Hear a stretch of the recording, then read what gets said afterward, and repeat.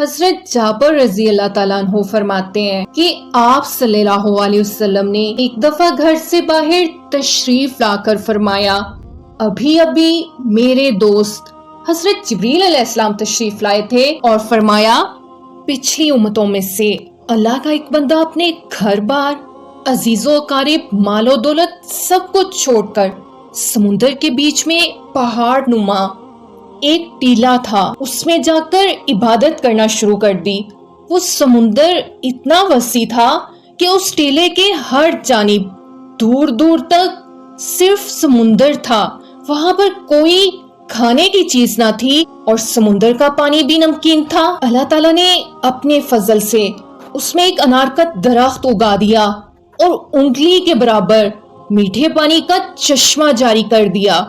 یہ عابد دن رات 24 گھنٹے اپنی عبادت میں گزار دیتا اور 24 گھنٹے میں انار کا ایک پھل کھا لیتا اور میٹھے پانی کے چشمے سے ایک گلاس پانی نوش فرما لیتا۔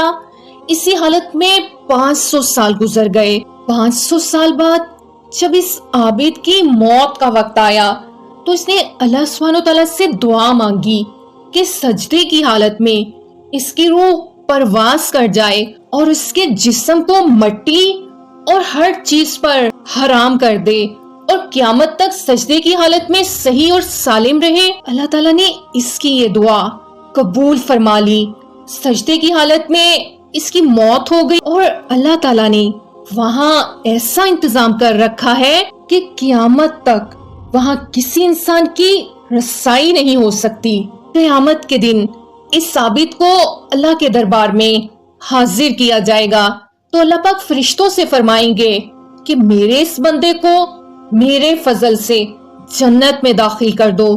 تو وہ عابد کہے گا، اے میرے رب، مجھے میرے عمل کے بدلے جنت میں داخل کیجئے، کیونکہ میں نے 500 سال تک ایسی عبادت کی ہے جس میں کسی قسم کی ریاکاری نہیں تھی۔ اللہ پاک پھر فرمائیں گے کہ میری رحمت سے داخل کر دو۔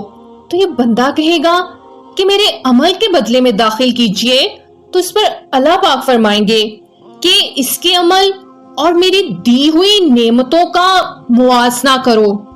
موازنہ کر کے دیکھا جائے گا کہ اللہ نے جو اس کو بینائی عطا فرمائی ہے، صرف بینائی کی نعمت اس کی 500 سال کی عبادت کا احاطہ کر لے گی۔ اس کے بعد پورے جسم میں کان کی نعمت، زبان کی نعمت، ہاتھ کی نعمت، ناک کی نعمت، پیر کی نعمت،